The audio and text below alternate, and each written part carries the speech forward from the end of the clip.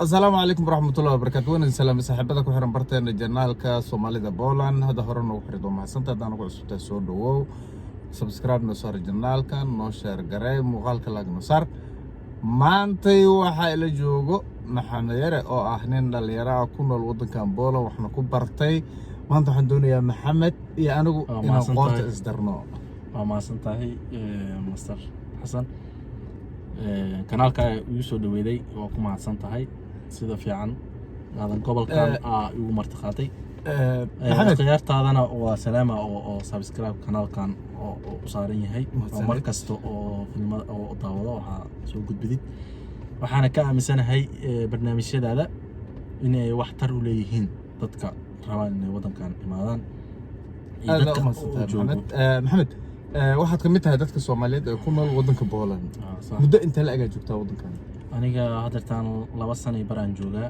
qaabka wadankan u imaadana aniga si qaxooti iyo si oo xal sharci la'aan ku imaan arday ahaan aan ku imaaday ardaynimada markaa ku imaaday ardaydeena markaa dhameystay kabacdi hadartaan waxa ahay qof shaqaysto oo wadankan ka shaqeeyo oo baasaboorkayga caadiga oo aan qaxooti iyo system qaxootinimada gelin maxamed markaa wadanka timid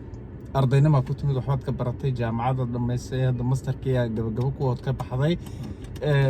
kaar deganaansho meel lagu siiyay arday wadanka ku leedahay markii kaarkan oo ardaynimada hada ina iska bedelay ama markaa meel shaqo markaa galay kuwa shaqada ay iga bedeleen hadartaan kaar shaqo ahaan ay sameeyeen ma sha Allah maxamed dad badan oo dhalinyaro Soomaaliyeed oo waxa jira mustaqbal waxbarasho leh wadankaana jecel inay waxbarasho u yimaadaan dhalinyaradaas wadamo kala duwan oo caalamka ay joogaan dalkiiba u badnaado qaab caynkee aad kula talin lahayd dhalinyaradaas inay u soo raadiyaan waxbarashada wadankan maadaama dawladda ay scholarship lahayn oo dalkii iyo dadkan iyo aysan ku haysan wax xiriir oo la lahayn dawlad ahaan labada dawladood marka scholarship loo fiiriyo si ogtiin hadda wadan kasta wadanku siyaasad oo la leeyahay oo scholarship iyo wax siya أنا سيدا أقولناي ودن كان كملهم واحد حرير دولتين كملهن وحنا كفاهم كرتا سفارات أو صوماليا ودن كان كمتالو ما أنا على سكولارشيب كنصيب واي موجي إن قندة أو وحبرشة بلان إن صوماليا إن وجدته لكن سأرضي كستو وفرينه إنه إمادو حتى واحد سائد أو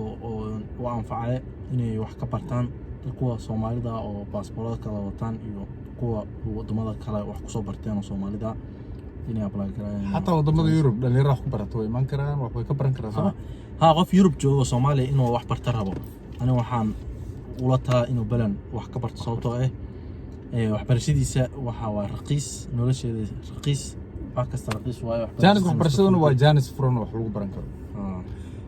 maxamed wadankan inta aad joogtay dadku markay Boolan banaankeeda joogan iyo markay gudaha u soo galaan laba fikrad kala qabaan markay banaanka joogan waxay ka aaminsan yihiin Boolan wadan ay adag tahay inuu ku noolaado qof ajaanib ah markuu yimaadana qof runto arka waxaad ka mid tahay dadkii yaray ee Soomaalida ahay ee ogaaday runta Boolan nolosheedu waxay tahay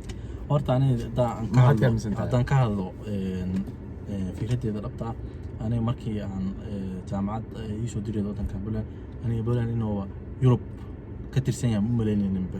بولان مركز كبعد وحابلا إنا إنترنت كفيريو صومال ممكن ليهين بولان سواي صح كبعدي وحن هل كان ومهد علينا يا ومهد كجارتو قدوميها جالية دكتور علمي سايد أو يعاوي نكاس عن الحريري نكاس ننفع عن واي إلهي أبركيه ما شاء الله محمد أدي هذا أمها الصنطهاي ونكاجم هاد علنينا بوقشة نصوب وقتي ما أنت إن بدن متى كلنا أخذ راح الربع علمي قدومي هنا وحواي سفارة صوماليا وحنا قبل هاد عمل نوقف تعمله ماشي سفارة نوجد للعمل ونوجد أدي هذا ما تصير ودن كانوا باهين هاي علمي تربضا إنه وصوصاره Thank you قدومي محمد إسماعيل Thank you very much